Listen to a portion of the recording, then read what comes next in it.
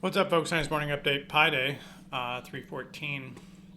So we broke that 25.20 yesterday, 55.25.20, down to '09, bounce back.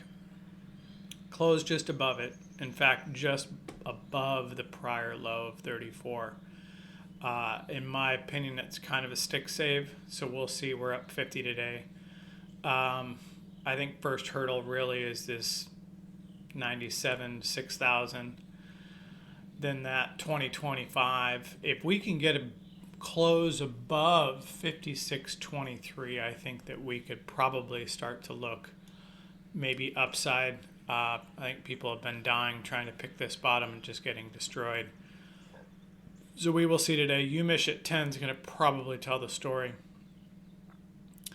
57.35 is the 200-day moving average. So everybody, either 220, 220, excuse me.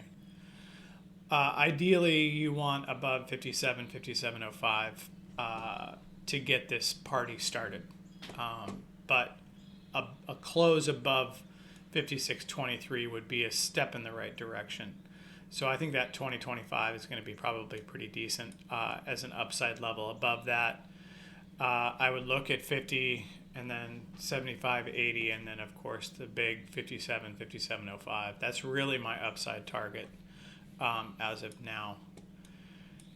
Here's your hourly. Here, let's go to daily just to see the carnage. This was my old box that we were kind of in, right? We broke that basically 5,800, and we've traversed all the way down.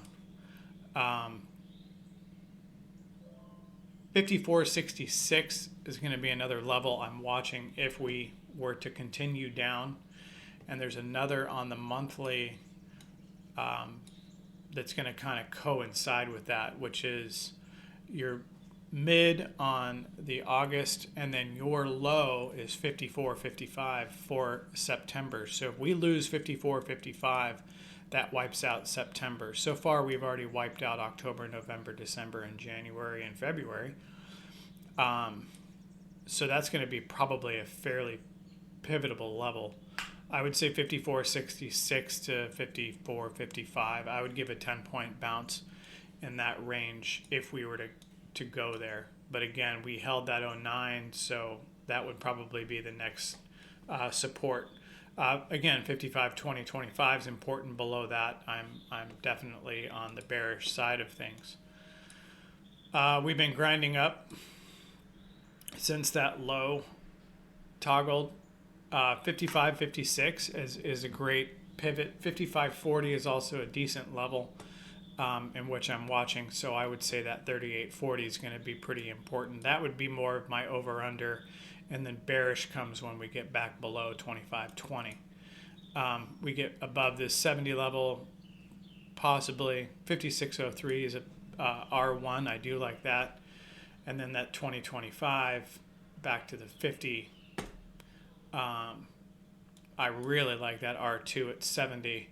And then 57.17, but I'm really looking at the 5700, 57.05. So that's kind of what I'm seeing on that. Again, I don't know. We've been down so hard, we could squeeze up 200 points and still do nothing, right? So again, we're up 50 today.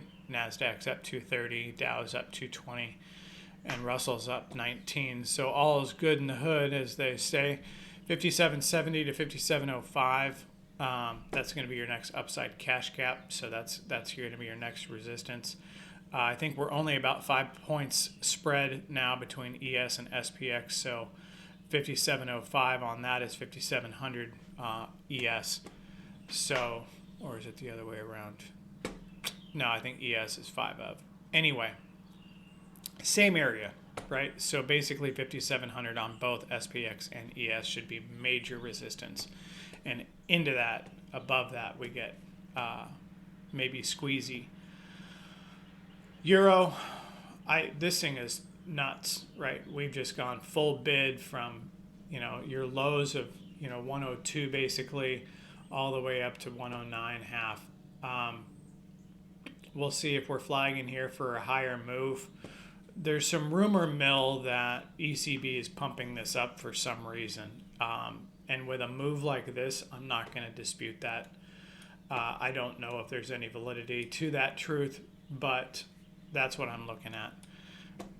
The reversal on this is going to be hilarious, and it's going to probably happen over the next few months. 18, NVIDIA is back up at 118 with its low, I think, at 107. 102 is still my major support. Doesn't have to hit it, but that's kind of what I'm eyeballing.